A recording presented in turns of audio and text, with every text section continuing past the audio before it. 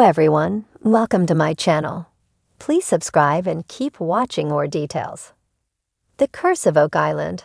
Lagina brothers and their team finally strike gold. The team behind history's hit show The Curse of Oak Island finally strike gold on this week's episode, the first time the precious metal has ever been discovered on the island. Sneak peek footage at the end of last week's 2-hour premiere showed tests taking place on a brooch discovered during the Season 6 opener. Marty Lagina was then heard saying, "We found our first gold on Oak Island." A separate trailer for the episode, which you can watch below, also shows Marty saying, "This could be more valuable than we ever thought." Meanwhile, Dave Blankenship adds, "I want more gold than that." The sneak peek footage at the end of the Season 6 premiere showed one of the 2 red gemstones discovered on the island being described as super ancient after tests. Meanwhile, Marty was filmed telling the team in the war room, "These artifacts are pushing us back farther in time than I ever thought." Seismic testing, which has allowed the team to see underground in the Money Pit area for the first time in 2¼ centuries, was also shown continuing. A huge convoy of trucks was also seen arriving on the island as the team began efforts to construct a huge cofferdom in Smith's Cove, where a medieval laid cross was discovered by metal detecting expert Gary Drayton last season. Results of tests on the cross were the high point of the Season 6 premiere, showing that the metal it was made from did not come from North America, meaning it must have come from overseas, and could possibly have a Templar connection. Watch the trailer for this week's episode of The Curse of Oak Island below, and read our full recap of The Curse of Oak Island Season 6 premiere here. Then tune in to watch as the team finally strike gold. The Curse of Oak Island recap. Labor strike halts operations at the Money Pit. On The Curse of Oak Island, this week the treasure hunting team led by Rick and Marty Lagina are dealt a bitter blow when work at the Money Pit site comes to a sudden stop due to a labor strike. Will they manage to salvage anything of value this year before winter descends? Before the crushing news of the workers' strike undermines the team's mood, they gather at Smith's Cove to follow up on heavy equipment operator Billy Gerhardt's progress in tearing up the crane pad.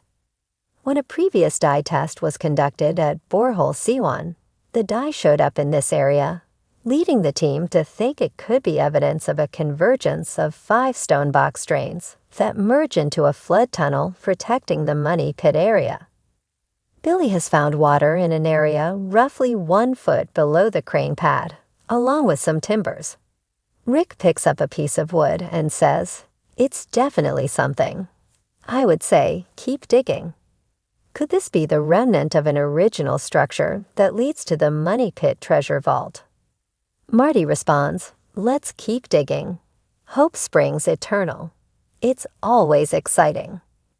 Meanwhile, metal detecting expert Gary Drayton and Jack Begley head to Lot 25, once owned by former American slave Samuel Ball. In this vicinity, Gary previously found lead fragments, which may be connected to the lead cross. Will he find something that clinches this connection and helps to solve the 223-year-old treasure mystery?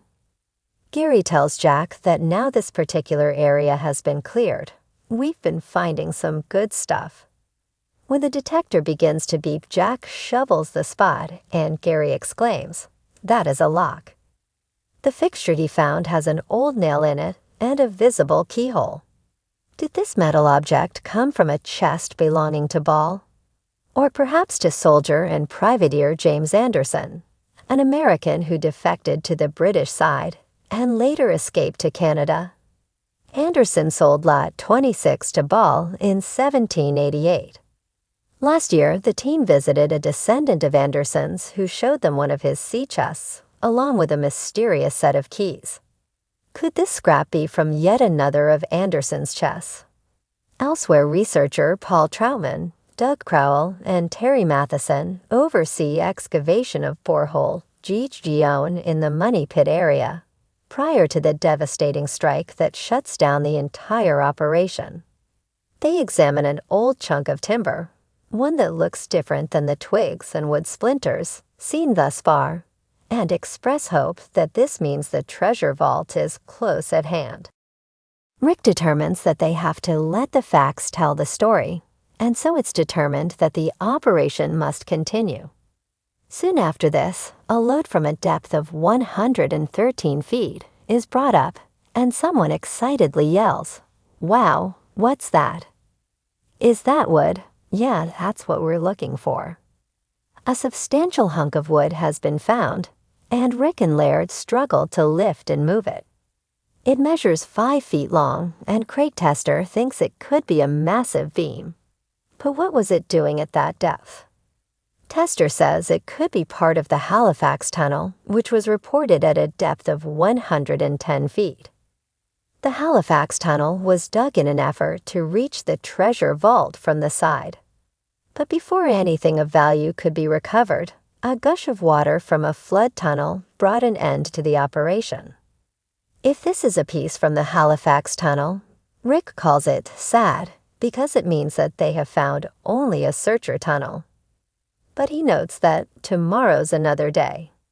Later they reach 159 feet, and Laird remarks that there's not much wood now, and the last few grabs had nothing in them. "It's a little bit disappointing," says Marty. Rick responds, "It's always, today's the day. Aha, there it'll be. We don't have that yet." And so the team must come to a decision. Paul notes that time is their biggest enemy, and after weeks of careful research led them to this exact spot, they admit that they have found evidence of previous searchers only. The equipment operator is told to shut it down. But wait, not so fast.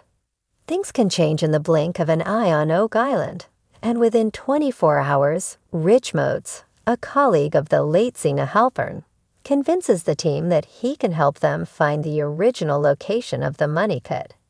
He has an incredible theory about Nolan's Cross, a figure made of 5 stones, found in 1981 by Fred Nolan.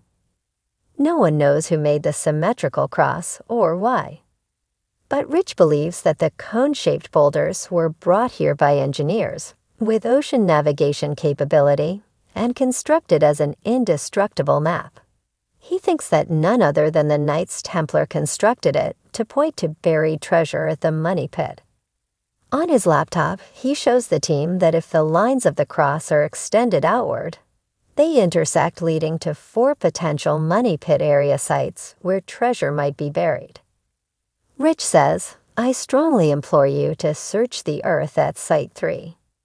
Rick proclaims that Rich has achieved, marks the spot on Oak Island, and the very next day a dig is commenced at Site 3.